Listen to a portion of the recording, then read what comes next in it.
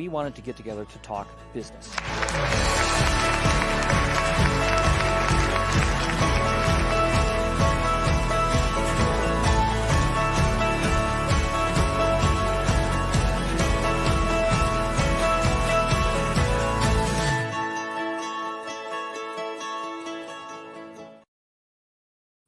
Hello and welcome to Superstars virtual seminars with some of our amazing sponsors from Superstars in 2024. Laura, welcome. Welcome to the Thank virtual you. studios here. No, it's nice to touch base with the Superstars tribe again in the middle of the year. I really appreciate this opportunity to say hi to you and Awesome. say hi to our friends. So before we get, we got a whole bunch of fun things we're going to want to talk about, but I want to talk about the origin of Mythulu. Because I remember my first meeting with you back at Superstars when you said, "Hey, I got something cool to show you." I mean, you said it a lot more professional than that, but it was one of I don't those know. I things. said it about like that. But it's like, you're gonna show me something cool, and so let's go back to the genesis or foundation of the company. Sure. So I was actually inspired. It was the Mythulu cards, which I'm best known for at this time, were originally like my senior capstone project in college. I was tying up a business entrepreneurship degree, and I knew that I wanted to go into publishing, and I was confident with craft skills, but not my business skills. And so I went and got a business degree, and it really blew me away how much that improved my writing because it taught me to pay attention to my audience. And one of my classes, I was supposed to go and do interviews with people that I considered my audience. And so I went to a gaming convention and I got a t-shirt and I wrote on it with a Sharpie, "If you are a writer, talk to me," on the front and on the back. And it worked. I didn't have anything fancy and I didn't have a brand to slap on anything. So that's what I did. And I got like 30 people to come talk to me over the course of the weekend. Um, and it worked really well, and I learned a lot from those interviews. And what I learned was that professional writers have writer's block at a very different place than novice writers, but there were some similarities. And the Mythulu Creation Cards were the product that came from those interviews and a lot of those conversations, learning how to enhance the project people are already working on and to give just the right level of spark inspiration at the moment that it's needed without like getting in people's way. So yeah. And was that about what you were wondering, or did you have more specific questions beyond Yeah, that? no, I mean, and that was sort of the foundation of the company back in those Mhm. days. And I got to go back to this because I think it's absolute genius. You got a T-shirt and you wrote a message on the T-shirt that Yeah. invited people to just open up discussions with you. Mhm. Wow. So you're not an introvert then, I would say, right? Or like you're willing to do that, or is this something you had to overcome?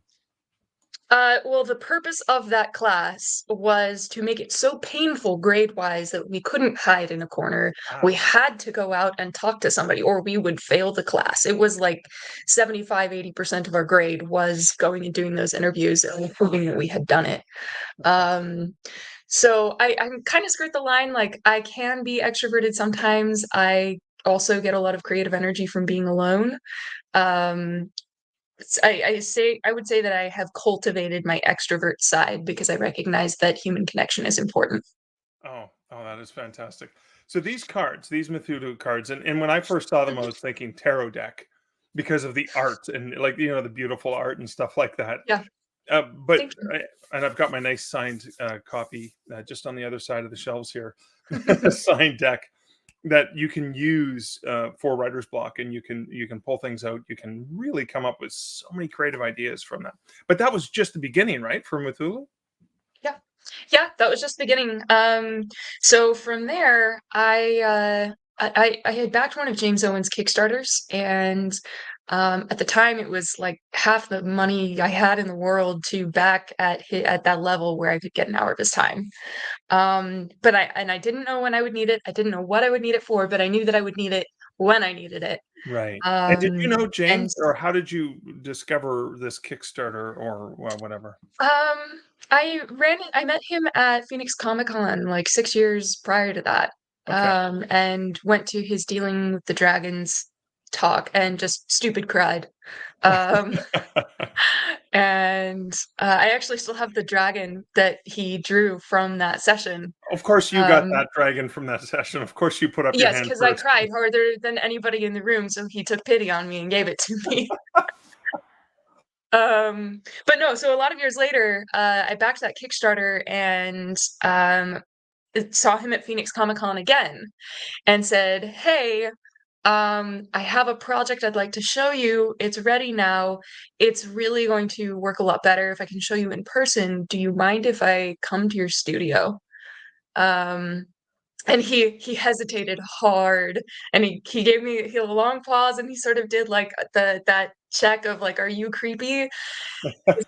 I like that you asked, and you're not pouring bells in my head. So yes, you may come up to my studio. And so I drove like 3 hours to go visit his studio, and what was supposed to be like a 1 hour conversation turned into a 6 hour conversation.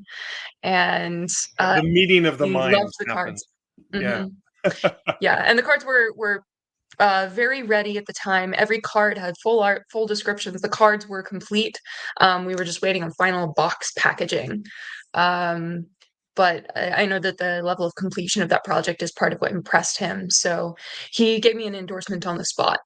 Um, and a couple months later, I was his guest to Superstars. He made it possible for me to come, and that's where I got my big break. So Superstars is very close to my heart. In addition to it just being a phenomenal conference, this is where I got my start. Yeah, and I think that's the year I met you is the year you were there as Hmm. James's guest, and that's Hmm. when you said, "Hey, I want to show you this thing." It was just right outside the main hall on the table. Let's go. There was myself and probably two or three other people there, and we all just went, Hmm. "Whoa, this is so cool!" I remember immediately wanting to interview you for my podcast. I'm like, "This is so cool. We got to talk about this. I think writers are going to love this." But then, so that True. the cards were the very first thing for the company, Hmm. but you've gone on to do so much more with it in like the magazine. So, what was that next step then for Mythulu? The next step, so from Superstars, I made a lot of amazing connections. And when NaNoWriMo came around that year, I could kind of see it coming. And so I reached out to a bunch of connections, people like you and Dave Farland, and yeah, just so a lot of really talented people, and invited people to submit like, and I was literally just being like, I'm going to throw together a like, congratulations, you're like, good luck on your NaNoWriMo packet thing. And I just happened to do it in like a magazine form. It just whatever people wanted to submit, everybody had something different. You submitted a short story. Other people submitted like a little like rewards chart. We still have that on our website. It's just a free download that anyone can go and grab. But yeah, I showed it to James later, and he was really impressed with the production quality of the graphics and layout and everything on the inside. And he's like, "You should do this again, and you should charge money for it," which is very flattering. And so I took him on that advice, and since then we've done. I'm currently completing production on the fourth issue. We have another two in the works, Wow. but we've done Alternatives to Dragons, Horror versus Hemophobia, Steam versus Substance. The one I'm working on right now is Maps and Biomes. The next one coming up is Modern Fairy Tales and Myths. And then we have a special issue on AI, how to use AI as a tool. And each of those topics, we always enjoy grabbing something controversial. We love to show both sides of an issue. So, whatever our Right. stance is on the issue, we always have a devil's advocate article that Oh, I argues the love that. opposite side. Yeah, because that's an important part of having a good dialogue. Um, and I just love like sinking my fingers into a deep craft issue and tackling cliches I think one of the reasons I've gone and done a lot with the magazine is because the cards are a really powerful tool.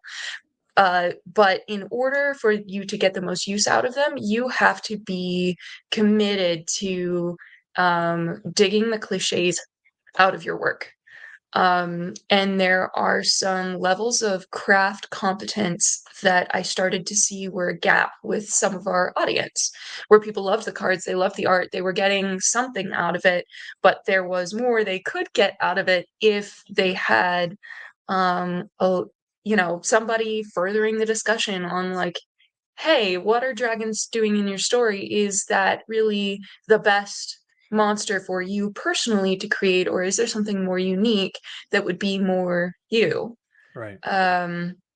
And so that's what each of the issues does, is it tackles either something that has become an issue as I'm looking through my slush pile, reasons that people are getting rejected from my slush pile. So the horror versus hemophobia came up because people were not using gore intelligently. They were using it as a shock factor, but they weren't thinking deeply about why the blood was on the page or what impact it was going to have on the audience. So we did an issue where I interviewed the Gambit. We had a everything from like slasher horror to spotless horror.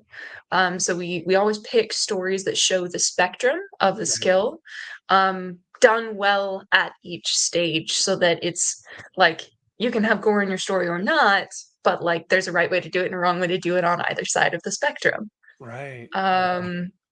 Yeah, and then we also had like an interview with an EMT in that issue, which Oh, wow. Okay. mhm. Seen a bit of blood Um, in their time, I'm sure. yeah, and so I'm friends with an EMT. He was my teacher years ago, and so I knew that he'd be perfect because he's a big fan of like both TV and reading, big reader. And I knew he would have opinions. He's a very gentle, soft-hearted person who has been an amazing paramedic for like 3 decades. And so I went to him and I was like, "Hey, Liam, like I want to know what your opinions are of like when you run across this. Show us through your eyes what you feel is appropriate or not, and then tell me why." So that's the level of depth we like to get into with each of these issues. And so the other thing that you haven't yet mentioned about the magazine is that you actually pay. You pay your contributors, and Oh, which absolutely. I, Yeah. I mean, I think that's a Mhm. critical point. So you're looking for whether it's nonfiction or fiction or art, whatever it is, you're Mhm. actually giving money to creators because that's part of your philosophy too. It is. One of the reasons I founded Mythulu is that I I feel very strongly, and this actually goes back to our origin story. I forgot about this little blip. I feel very strongly that there is a lot of room for the publishing industry to grow in terms of the healthy business processes at Right. every level, from authors up to publishers. So that's the other thing we include in our magazine. It's 50-50, like stories, literature, and then business and lifestyle advice, kind of like superstars. That Yeah. business component's a really important uh, part of the puzzle. And when I was in um, business school, I started learning a lot about how other industries operate. And other industries, pretty much every other industry in the world, will take the glut and the proceeds from their successes, and then they turn around and reinvest like 15% of that into research and development. Sometimes 30% of all Right. of their profits go back into research and development. And I realized one day, and it just about stole my breath away, but I realized that the publishing industry doesn't do that. They don't protect their core content creators, and they don't reinvest in like what makes their engine run. There is no research and development. There is no like think tanks within publishing industries sitting down and being like, hey, what's missing? Let's innovate what's new. It's a lot of looking to the past, trying to predict what might sell in the future, which is the opposite of what readers want. And there are all kinds of economies of scale that would be available at the publisher level that are not getting passed down to authors when they get taken on. There's a lot of heat right now on the publishers for how little they take care of authors. They're not even doing basic things like editing anymore. Like, you're kind of expected to handle that yourself at about half these publishing houses. And a lot of authors are, raising their hands and being like, what's the point of you anymore? Like, but I look at it as a tragic waste of expertise and a tragic efficiency gap for our industry. So that was one of the other things that was really foundational to starting Mythulu. I didn't know exactly what form the solution would take, but I knew that was a problem I cared about and would want to tackle someday. And so we have some projects behind the curtains that we're still kind of working on, trying to tease out some of those issues. We're waiting for funding on a software project. And we've filed, we have a patent pending for an algorithm that should be able to help resolve some slush pile pains, because that's such a big bottleneck in our industry. But at the heart of it all is just a deep and passionate belief that our industry could and should be doing better to provide for authors by treating them like partners instead of treating great authors, instead of treating the whole industry like a deep sea fishing enterprise where you're just going and looking for big whales to harvest. We really need to be doing more to nurture authors. So anyways, that's a big rant that I have, but yes, of course I'm paying authors that are underneath me. I think that is a minimum standard for putting somebody's work in my magazine. Like, if I'm benefiting at all, like, I want to be putting it forward. Our magazine's still pretty young. I take a loss on every issue that I've been producing so far. I'm still working on improving the marketing side, but that has been a really central core value from the beginning. So, for anyone who's listening to this and is inspired by your passion for wanting to move the industry forward and pay authors, etc., for anyone who wants to support, where can they find or buy issues of the magazine? Thank you. It's mythulu.com, Mythulu. We have a store that is pretty straightforward. If you run into any issues with it, my email is laura@mythulu.com. That's Laura. So I'm easy to get a hold of. Any emails go straight to my phone, and I try to respond within 48 hours if I'm available. It might be a little bit longer if I'm traveling or at a conference. Of course. That is amazing. So, one of the things you mentioned earlier, and I have to raise this because we're about to get into what's become a divisive issue for lots of authors, is Yes. when you put out an issue on a topic, you really want to fully explore different sides of an issue, so it's not Yep. all one-sided. And you Mhm. have a forthcoming issue on AI, and I so do. the reason, and I'm going to show the cover in just a second. I want to preface this by saying most markets out there, publishers, whatever it is, usually have a disclaimer saying, no AI. If AI walked across the street while you were writing the story, we don't want to see it. Like, it's just so, maybe because you can't copyright AI and there's all kinds of issues related to it that people don't yet understand. So they're fearful of it. Yeah. But you went ahead and said, no, we want an issue and we want to make sure that you have AI assisted in your stories somewhere. Can you talk a Mhm. little bit? I'm going to pop up the issue. I'll pop up the cover of the latest issue. Maybe you can talk a little bit about that while we peek out from behind the cover. Yeah, so this is the cover. Um, One of the values at Mythulu is and always has been efficiency.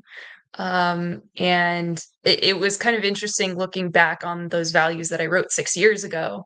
Because one of them said, under the efficiency label, it specifically says that we embrace technology as an opportunity and a dare to improve ourselves. technology is, publishing has traditionally been very slow to adopt technology and very, I would say, suspicious of it. Right. It's a lot of favored toward traditional processes and manual processes. But those manual processes are exactly the things that are um, really devastating the relationships between publishers and authors. And there are so many solutions that publishers could and should be putting into place to help the authors underneath them operate more efficiently on a business level. Author websites should be, in my opinion, set up for by the publisher, or there should be a stipend for going and investing in the author website, and not to control the relationship, not to maintain control, but to make sure that the authors underneath them have a minimum level of technological stability, because that's good for the publisher. Right. Right. um so there are things like that that I've always been very in favor of, and I think technology is the big missing key in our industry that is causing a lot of suffering. And I've had uh, and this is an issue because all the work I've always done bridges this gap between art and writing. The Yeah. cards have the writing description. They're meant for artists of words primarily, but there's always been a strong visual component. I used to be a photographer. I have a strong sense of visual, just aesthetics, and I recognize that that's a very important part of selling something to your audience and having it be a great experience for them. When I went to go hire artists to produce our cards initially, um, you would not believe the issues I ran into. I spent more than half of everything I earned that year personally out of my pocket hiring artists, trying to find any style, any artist, any array of artists that could consistently produce work that was bare minimum usable. Um, and even after vetting exhaustively hundreds of portfolios of authors who were interested in working with us, um, and selecting like 12 of our favorites, and then working with them for progressive commissioned work, and we weren't married to any particular style or anything. Right. We had a 50% failure rate. We could not hire artists for anything below like 200, 250. I think that was our target, was 200, 250. And even at that level, we could not find artists that could produce consistent work.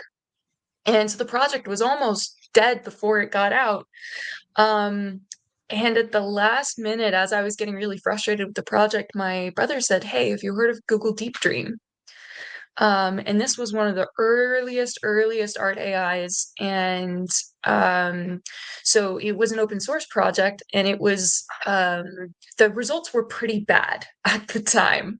They were very chaotic, but we had a couple of programmers on our team, and so they took the Google Deep Dream project and made some improvements to it. We forked that software and created our own little proprietary in-house art AI.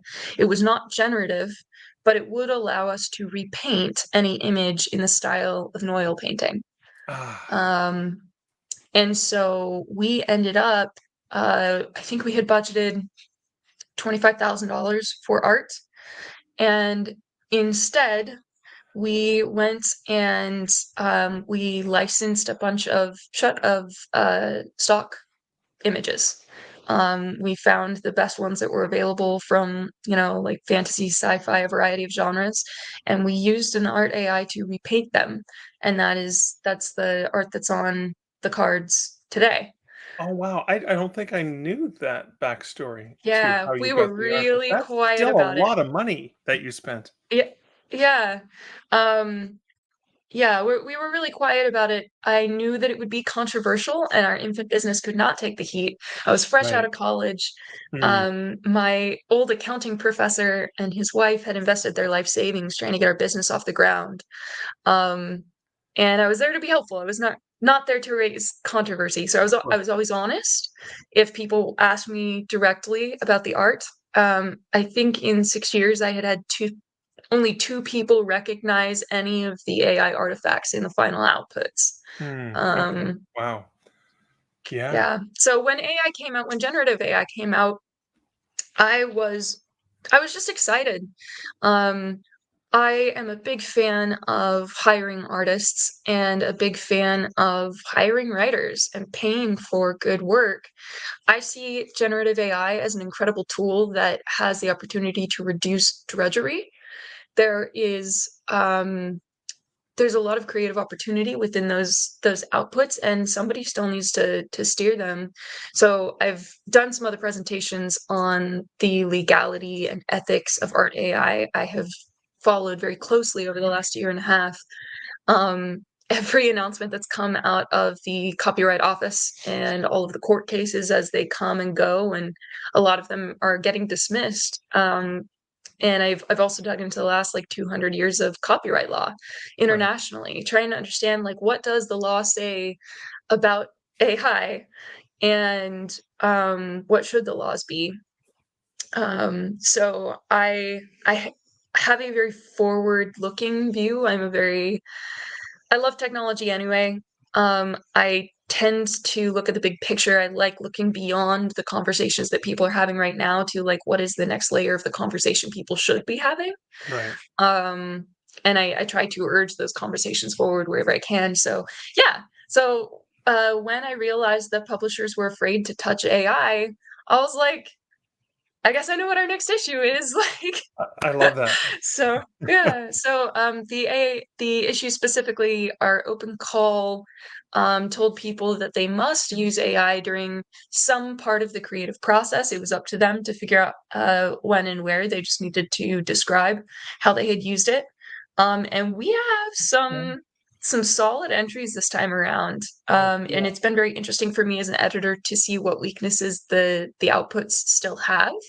And that is one of the things that we'll be talking about in that issue, is what the limitations of the art are, but how to use it anyway to improve your processes. I love that. I love that you're helping push the industry forward by having an open discussion and showcasing not only the discussions and the arguments, but also showcasing some of the work. Because from my experience working on the side of looking at the slush that's coming into self-publishing platforms and stuff like that, Mm-hmm. there's a lot of people who don't know what a book is that think they can write a book just with a couple prompts. And the reality is they can't. Just like No, they anyone who can't. thought they could write a book by doing no work. It's the Mm-hmm. same garbage in, garbage out. But you're looking at quality collaboration with technology, which kind of reminds me of a couple things. Yeah. You're like Harlequin was the very first publisher, Canadian publisher Harlequin, who recognized the value of ebooks because their readers were so passionate they would read 20 books a week. And ebooks were a platform where they could deliver the content more cost effective than paperback ever could be, And their and audience wasn't at a overwhelmed with cheaper billion price, books. Yeah. so their consumers could read 40 books a week now because now they could afford it. So Harlequin, I mean, before anyone even thought ebooks would be a thing, they were already making tons of money off it because they were smart to embrace the technology. Whereas there were times where it was like, well, an ebook's not a real book. It has to be, a dead tree that's stored in a warehouse and printed, and it's got to be 300 pages, and it's got to. So all of these things. So you're doing something like that, but also even when I was creating the thumbnail for the interview, I went to your website and I grabbed your author photo, and then I used technology to remove the background. I didn't do Yeah. it manually. Some sort of automated process. I used Book Brush for it because you can go and drop an image and then bam, and in 30 seconds remove the background. Yay! Now I have Laura's And then you have a floating head. Yeah. Yeah. and it's way better than, I mean, even some of the tools where you can just take a PNG and then just do the transparent background, because it's based on the color pattern and stuff like that. That often, like with your hair, for example, there were pieces of your head that were missing. It was like, well, that's not quite as good. Yeah. So anyway, so I just think about how the technology allowed me to create something somewhat reasonably workable, Yeah. which showed who my guest star was, the brand of your, Mythulu, et cetera, et cetera. So I just think about, we're constantly using technology now that 10 years ago was spooky and almost like black magic to a lot of people. And Mhm. you're now producing a full issue that is humans collaborating with AI tools. And so are those descriptions part of, so with the story, is any Yes. sort of description on how, so we get to see behind the scenes. You will get to see the uh, process that other people where have do I gone buy this through. issue? On Mythulu.com. It is available for pre-order right now. Okay, cool. I'm putting up the URL so I can Yeah. just remember to go get that issue, and maybe some of the back issues that I've missed over time. Yeah. I'm really excited. I think it's going to be a fascinating issue to put out. And interestingly enough, some of the people that had more diverse and unusual processes for how they were like prompting the engine had way better uh outputs that they handed to us in the end, Hmm. and just like a higher creative quality. um I will say, so you said that you've dug through slush piles at other places before, and you are fully aware what a dumpster pile or what of a dumpster fire it can be in Yeah, that slush yeah. pile. um, I got so much lashback when I first announced this, particularly in the like author and publisher forums. Yes. Um, so sometimes my post was just deleted or rejected. The admins just booted it. When admins allowed it, I think in one place the admins did not allow any comments on it whatsoever, and they would just delete any comment the moment it Because appeared, people which couldn't be I thought was reasonable. incredibly supportive. I really Yeah. appreciated that. Yeah. But in most places where it got posted, there would be, somewhere between 30 and 100 comments of people predicting all the ways that the issue would fail and why, Right. and telling me what a horrible person I was. And I tried to just be very super professional in those conversations to be empathetic to people's concerns and fears and respond to anything that I perceived as a legitimate question. Right. Um, and um, one of the top things that people said this is going to fail was they were predicting I was going to get like 10,000 submissions and they were all going to be utter garbage. And actually, neither of those predictions were true. We were prepared for 10,000 submissions. We had a Yeah, yeah, process I in can place imagine. to human review all of the submissions if we got 10,000. Um, Instead, we got about 100. And What? yeah, we So got you actually had less people who took the submissions. care to do something, right? Yeah, well, I think one of the things was that people who spam submissions all over the place took one look at our headline and they bounced. So it kind of avoided the people who just sort of serial spam submit anything without reading the rules. Yeah. Um, but the other thing that I found was really interesting was that the average submission quality was significantly higher. Wow. So typically it's like 70% of what's in a slush pile is garbage and Yeah. very much below industry standard, incomplete sentences, very poor story structure, and very little attempt at formatting, if any at all. Wow. 30% it falls in the realm of this is potentially usable, and 10 to 15 or 10 to 5% is in that realm of like I would publish this, with edits frequently, but this is good. Hmm. Um, in the pile this time around, anyone just the average, I didn't get submissions this time around that were incoherent. Huh. All of the submissions were coherent, which, like, for anyone who has dug through a slush pile, that's a big deal. Oh yeah. Um, and uh, and yet, the people who have a strong creative conscience know better than to submit an inferior concept. to an AI engine. And so in that conceptual quality is where a lot of submissions fell flat. There was a lot of repetition of ideas, a lot of letting the AI do too much and not stepping in and making corrections that were needed. So I thought it was very interesting that in the end, what I got lifted the overall quality and helped to glean out some of the imperfections so that getting a first draft was much easier. The submissions that were truly ready, and we have not yet sent out decisions on these, but we're in the decision-making process as we read through them all. The ones that really sing seem to be about 30% AI and 70% human generated. And they allow the AI to take control of a character or two and to steer some of the conversation, and then let their own opinions get a character as well and push back Oh, on. wow, it's almost like having And, an NPC. yeah, it's almost So like that having the an writer's NPC. reacting to, like, the character would. I love And I the think that's actually it's great an program. incredibly effective way to do it, because what the AI has is the AI is the amalgamation of all the world's like current conversations, up to this point in our progress as humanity.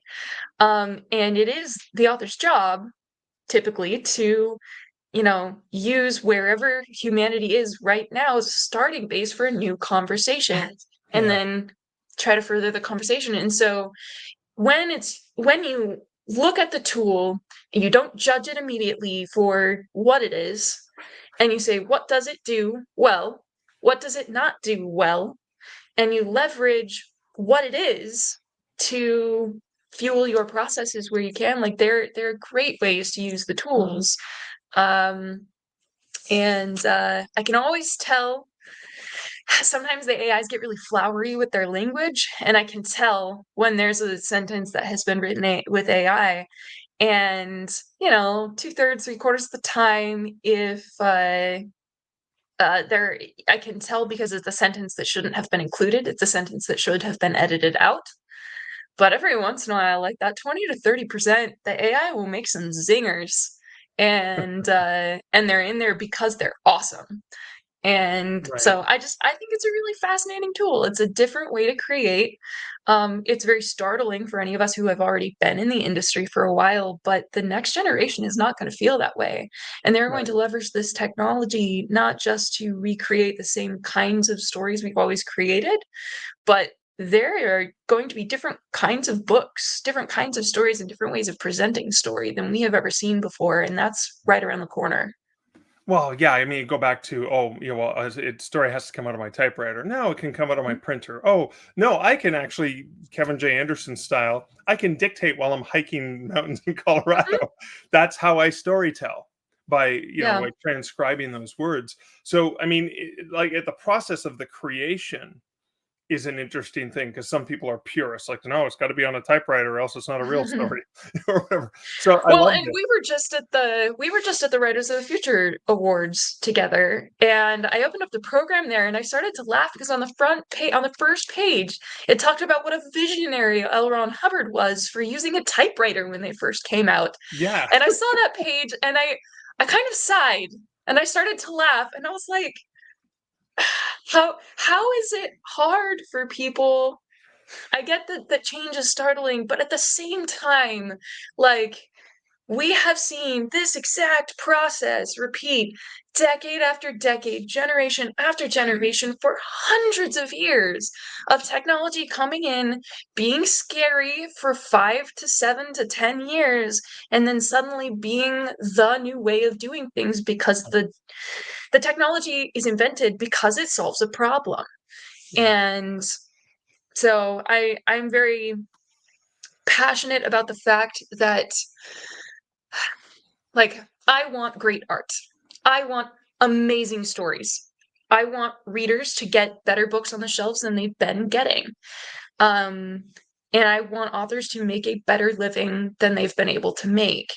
in order for both of those things to be true, we have to reduce drudgery steps to make it easier for authors to spend their time on the portion of labor that is the most valuable portion of labor. And the same is true for artists. I want to hire artists. I want great art from artists. In order for that to be true, like AI is this phenomenal, amazing tool that can bridge the gap between the raw employability on a basic level of an artist, taking an output from something I can't use to you can now generate something I can almost use, and then they can make refinements that now make it, put it up to the next level. And so both in art and in writing, I see this as an incredible step forward for art. And I'm very passionate about it.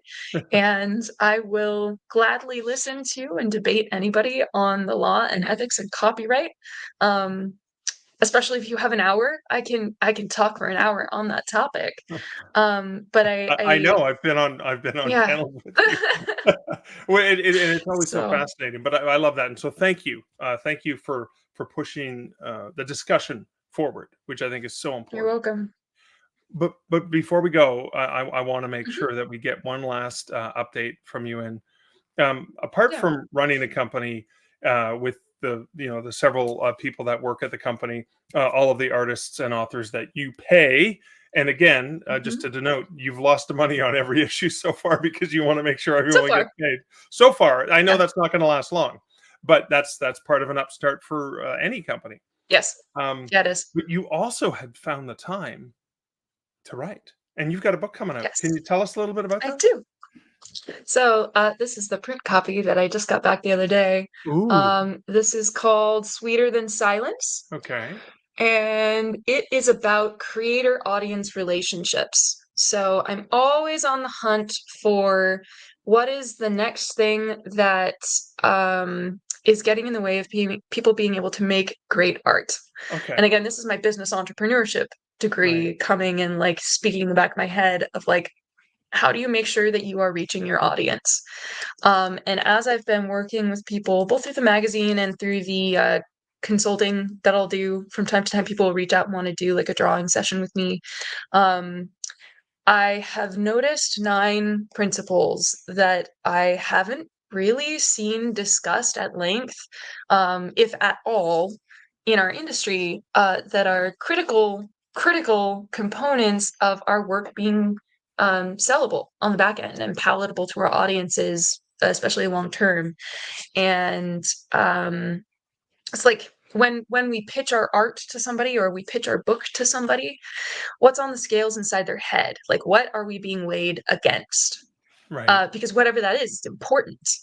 Um, and so it teaches people how to see what matters to your audience, not just in terms of the art that you're creating, but like the other problems in their life that are more important than you, that are more important than your art. Because great art resonates with those problems and seeks to make people's lives better within the context of the problems that they have that are more important than buying our book. So yeah, it's I'm really proud of this. I'm excited about it. It's one of the easiest things I've ever written. It really wrote itself. Once I realized what 9 things I wanted to talk about, I was like, I gotta push this out. So this is gonna be coming out this summer. I have a Kickstarter that will be going live in probably 5 weeks, 5, 6 weeks, to handle the print run for it. And I will definitely post the links on the Superstars page once it is live. Awesome. Laura, thank you so much for joining me here today. Yeah. And so then people can find out more, probably is mythulu.com the best place to go? Yes, very much so. Awesome. Thanks again, Laura. Thanks Thank you, so much. Mark. My pleasure. Have a good evening.